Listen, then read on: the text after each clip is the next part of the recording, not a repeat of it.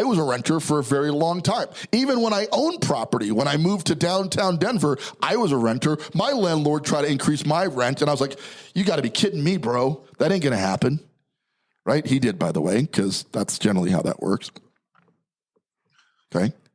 Was I upset about it? Absolutely. Here's the way to take back your power if you're a renter right now and facing an increase in your rent. Stop being a renter. Easier said than done, right? Check, 1 2 1 2. Turn it up, turn it up. Welcome to the Foreclosure Deals Coach podcast. The tides are turning. The time is now. Your home for the mindset, methodology, and tools needed to invest in foreclosures. Don't you dare buy a house. Buy a deal. You need to get into this right now. Right now. Yeah. And now your host, the Foreclosure Deals Coach, Donny Corum. Hello, and welcome back to the Foreclosure Deals Coach podcast. I am your host and Foreclosure Deals Coach, Donny Corum, baby. How y'all doing? Recording from our downtown studios with my executive producer, all-around badass, and the guy that just makes this show sound as amazing as it does each and every single week, Mr. Jonathan Winston. How you doing, Jay? It's another beautiful day, beautiful Colorado day, about 90-something degrees out there. People around here like to complain when it gets in the 90s. That's, right where I start to, that's right where I start to glow, and right where I start to shine is when the weather gets a little bit warmer. So I'm loving it. Pools, getting prepped, in the next few days I should be able to hop in that. So love that, man. Things are going good for me, man. Summertime is popping off. I'm telling you, this is why we live in Colorado. And you don't really appreciate anything until you leave, right? Because I went down to Phoenix. Those of you who follow me on social media, I got a little experience on a private jet. That's a long story we're not going to do today. Ooh. But we were down in Phoenix, Arizona for 3 days, and the average temperature was about 108. For that 3-day period. And most days we're hitting like 118, 117, 118. I got to tell you, that is madness. Okay. That's psychotic. I don't understand how anybody it's like you walk out of an air conditioned building into an oven. Like literally, it feels like you were stepping foot in an oven. So all my people down in Phoenix, man, I feel your pain during the summertime right now. It's a dry heat, man. It's a dry heat. It's a heat. I don't know, dry heat, warm heat, wet heat. I don't care what it is. Human beings should not be in 118 degree weather. This is just not a normal thing. And God help you, should you touch a car or something that's sitting out in the sun for a few hours, don't do it. You can literally Please cook your skin on an armrest out there in Phoenix. So yeah, I'm glad you're enjoying the summer. That's what living in Colorado is all about. I complain a lot about the weather during the winter, but when it's summertime in Colorado, it does not get too much better than it is right now. I can agree. Let's get to it. CNBC published an incredible article. I don't know if it's incredible or not. It sounds nice to say, but that rents for single family homes just saw the largest gains in nearly, wait for it, 15 years. What was 15 years ago, man? See, here's the thing. The gains in a single year went up in 15 years. This year, they went up higher. So here's the question. Why? Well, what do you think happened, Jay? Why are rents going up at such an astounding rate here in the reduced economy that was supposedly caused by coronavirus? Why are rents going up? What do you think? I would say a combination of, real talk, trying to make up for people not paying rent. Yep. All of this last year and things like that. Mm-hmm. That's a big one. People potentially not a lot of people having moved over the last year. Trying to capitalize on the remaining tenants. But, I feel like there's a lot of different factors. There's a lot of factors. And I think you caught a couple of them, but I'm going to agree with you. Supply and demand is really what it comes down to, in my opinion. Okay. When you have a normal churn of people, just like the housing market, people are normally buying and they're normally selling, right? Job changes, having a baby, a kid graduating from schools, getting rid of a baby, right? So all these things are happening in normal life in the real estate market, and it creates this dynamic, which is the normal real estate market. And then enter coronavirus.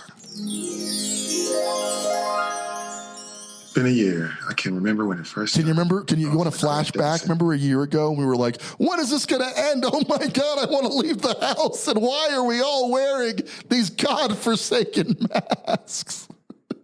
Well, during that time, people stopped moving. Okay, they sat still. They didn't move. Some of them, this is my favorite part, a lot of them were paid by the government to stop paying rent. So I ask you, if you're living rent-free, why in God's name would you move? Well, you won't. You're going to sit tight, right? And so they did. And a bunch of houses didn't come on the market, which raised houses to the highest prices we've seen in a very long time. But a lot of renters who might have moved did not move because they weren't paying the rent. So basic supply of rental property dropped down to extremely low levels, and that led to supply versus demand. Suddenly, you've got a bidding war, not just happening in the purchase and sale of property, but also happening in the rental of property. So in 1 year, rents went up by 5.3%. Now, depending on where you are, in the United States of America, your average rents are going to wander. We're just kind of depending on size of house and all that stuff. But let's say your average is $1,500 to $2,000 a month. That seem about right for Denver, Jonathan, where you're at right now? Is that about what you're paying a month for rent? So if that that's coming. Okay, so if that went up by 5%, right? You're looking at an increase about $100, maybe $150 a month, depending on where you're sitting. Okay. Unfortunately, that's just the beginning of the story. See, the lower priced, they went up a little less. So lower priced homes went about 3.9%. Lower middle priced, I'm not even sure if that means 4.8%. Higher middle priced went up, and this is referring to the regional median price of homes in that area. Okay. 5.1%. And then the higher priced homes went up 6.1%. Okay. So I have one higher priced home in my paddock, I would say. It's roughly $1 million a property today. And we raised the rents from about $3,500 to $4,000. Okay. So if you look at that, that would be in line with what they're saying here. About 6% is what that increase is. A little more than that. I mean, you're probably closer to 10% in that case, but this is a luxury home. Okay. So people who could really afford to pay a lot for rent saw a huge increase. And a lot of that was tied to supply and demand, right? So here's what's fascinating about this. Now, we're an investment show, right? What we talk about here is how to build financial freedom through investing in real estate. We're the Foreclosure Deals Coach podcast. The very essence of it are very listener-based. The people who love the show and listen to us each and every week are out there trying to invest in real estate. Is this good news for you guys or what? I'd say it is. I'd say that if you're accustomed to getting $1,500, $1,600 a month for rent, and you're now going to get $1,700 to $1,800 a month for rent, and your mortgage payment hasn't gone up at all. As a matter of fact, if you were smart during this crisis, interest rates dropped to stupid lows. We did lots of shows about interest rates being in the 2% range.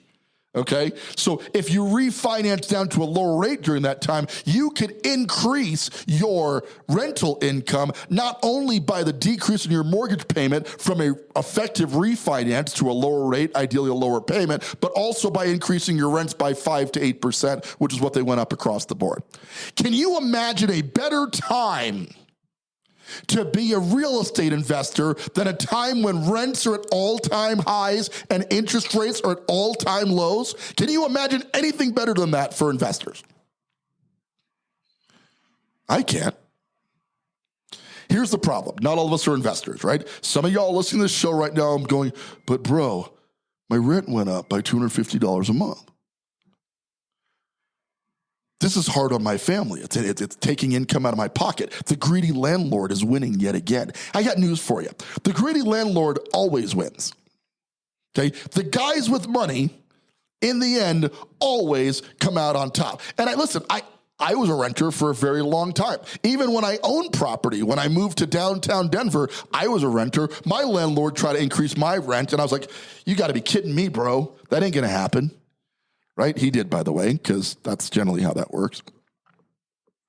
Okay? Was I upset about it? Absolutely. Here's the way to take back your power if you're a renter right now and facing an increase in your rent. Stop being a renter.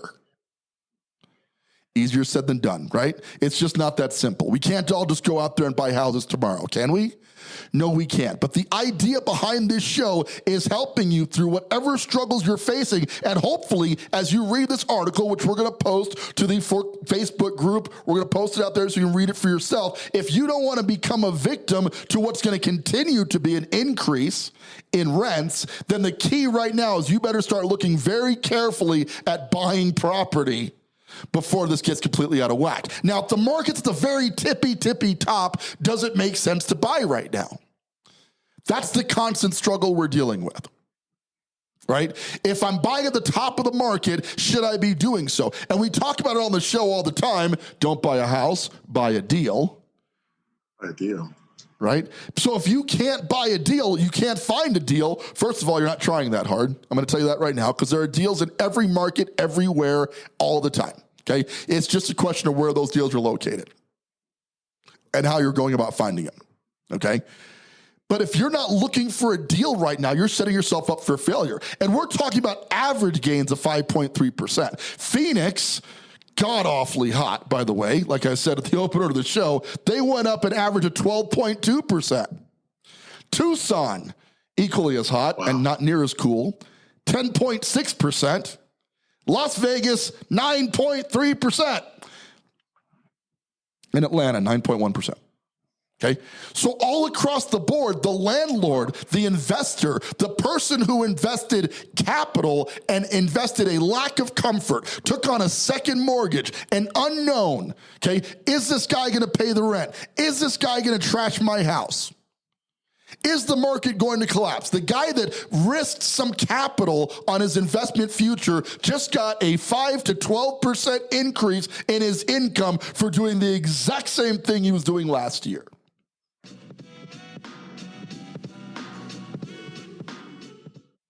Hi, this is Donny, your foreclosure deals coach.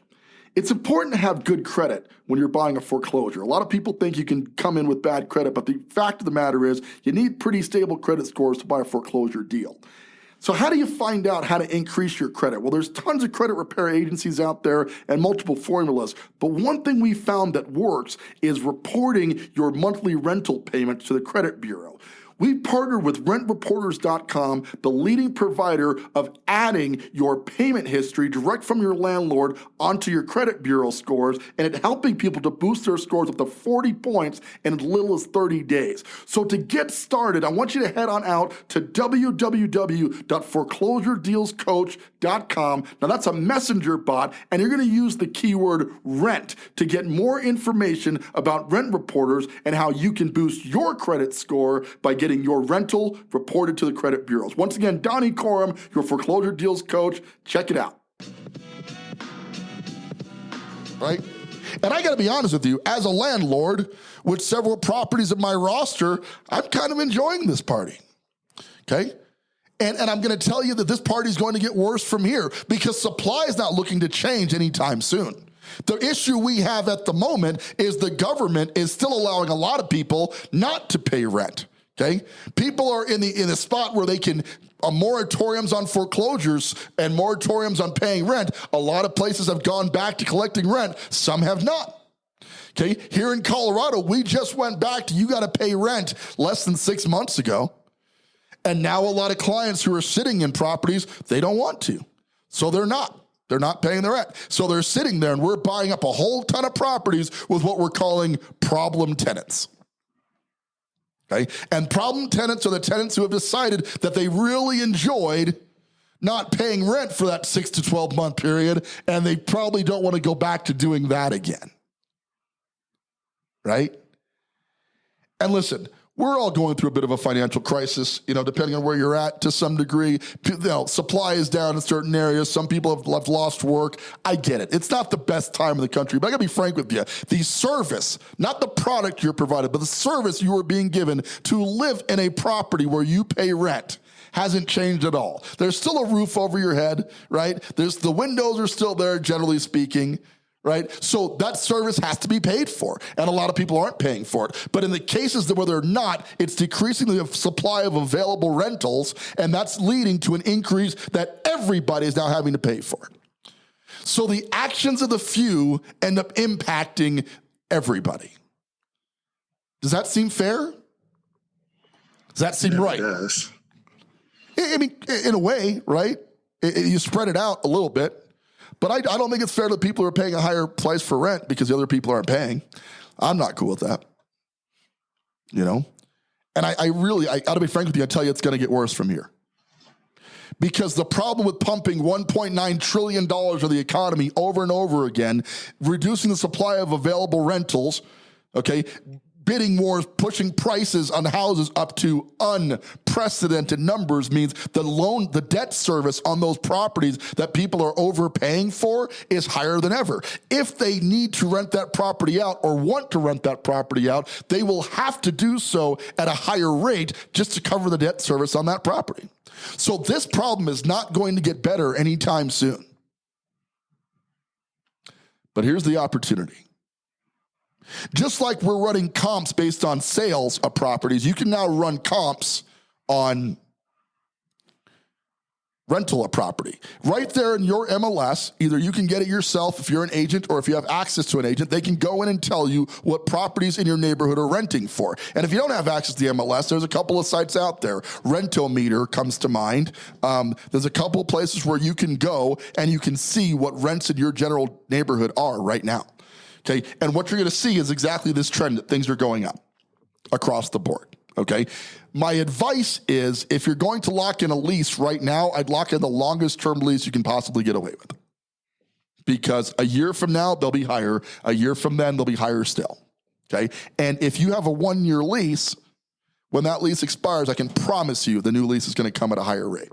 Okay, so there's a little financial advice for your renters out there. I'm not saying renting is at all bad. In certain situations where you can't find anything to buy that suits your family, as opposed to paying a huge premium to be in a market that's running completely unchecked, renting might be your best option. But if that's going to be the case, you might need to consider doing a longer lease, which is going to mean you're going to be out of the market all the longer, which is not a good thing.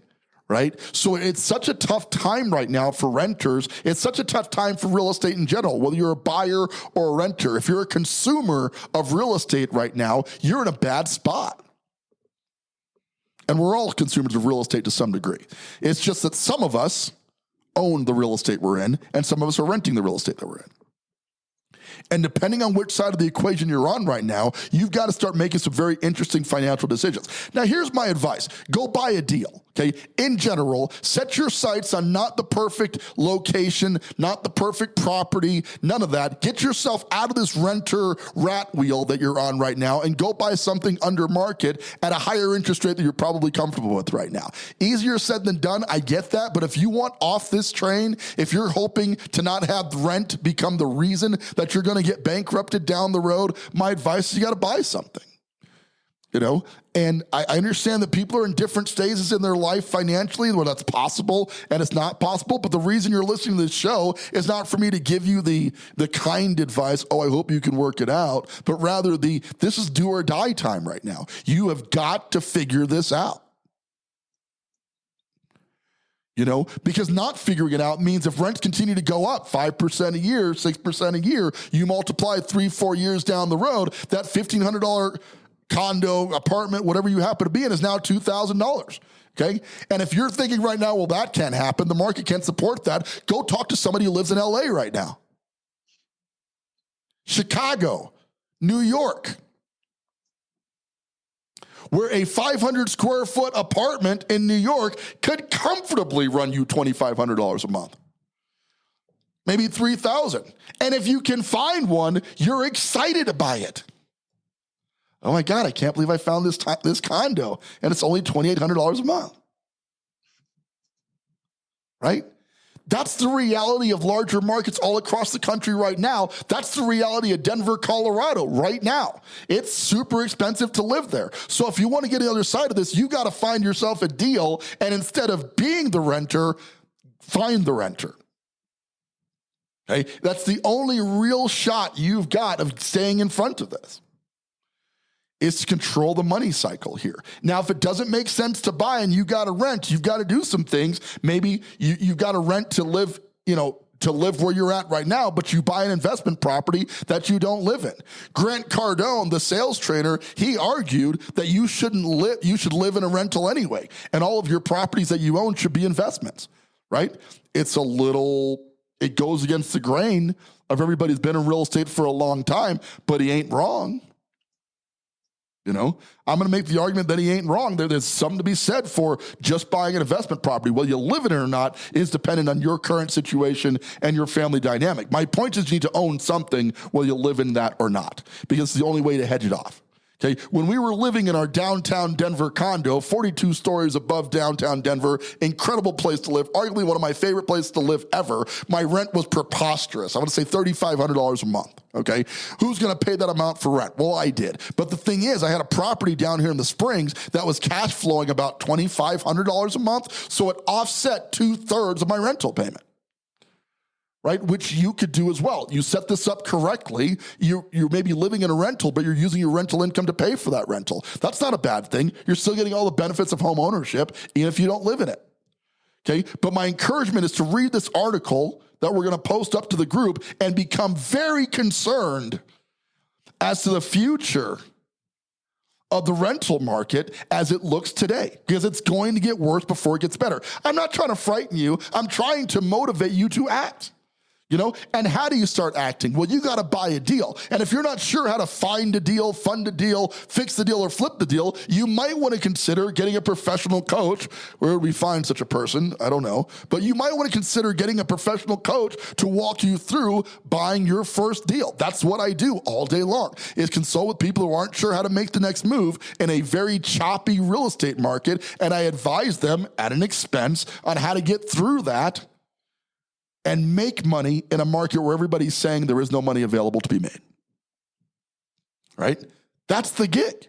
That's why you're listening to the show. And a lot of the advice we provide right here is free, and I love that you guys tune in, week out. But if you're still not sure what to do, then you probably need to get some additional resources, and I would love to talk to you about becoming your coach in the foreclosure deal space and helping you through that. Because if you're a renter right now, read this article and be afraid. Be very, very afraid. Because this is definitely going to get worse before it gets better. You think they're sufficiently scared, Jay? Have I gone too far? Is anybody still listening? If they were listening previously in the last few episodes, they were already kind of expecting to get scared. So they should know what's up. So if you're frightened, put your big boy pants on. I don't know if they're listening. Like I can't hear anybody. Are you all still here? I'm back. Hey, the studio audience. Hey man, we got donuts and stuff. What? This is crazy. All right, I've beat on you guys enough today. Hey, listen, I do want to say I appreciate all the well wishes. I appreciate all the people reaching out, asking about the show, asking about things are going. We have a lot of cool stuff coming up on the show in the coming months. We're definitely staffing up in the coaching side. I've really been kind of a one-off, couple clients at a time coach, just because I wanted to provide the maximum value to my students. We've not lost that desire. It's just that we've got some scalability. We've got some additional support. So now we can service more people in the coaching space because it's growing rapidly. Okay. We're relaying this information to you out there in our listener land because we care about you. We want you to know what's going on. We're bringing you real-time stuff here. Okay. But if you combine what's going to happen in the foreclosure market when that market comes back, and it's heading that direction right now, okay, with increase in rents, the time to invest is literally never been better than it is right at this moment. Okay, and it will never get as good as it is right now. Low interest rates, a couple of deals on the marketplace, and rents increasing by 5 or 10% a year. If you don't do this 5 years from now, you're going to be kicking yourself in the butt. Hell, call me. I'll come kick you for you. I'm happy to do it. Okay, if you take this as advice and you get going, get off your duff and start taking some action, this could be your path to financial success and getting the financial freedom that you and your family are looking for. The time is now, the place is wherever you are at the moment, and the guy to help is here. All right. We're going to wrap it up with that. I appreciate you guys tuning in. Check us out week in, week out. Tell your friends, subscribe to the channel. Make sure you're getting these episodes week in, week out, because it's going to happen fast. We're just hoping you guys are along for the ride. With that, this is Donny Coram reminding you once again, don't you dare buy a house, buy a deal. Want more of the Foreclosure Deals Coach? Like our Facebook page, Foreclosure Deals Coach, for the latest in real estate and foreclosure investing. Become a part of our community. Search Foreclosure Deals Coach on Facebook to join today.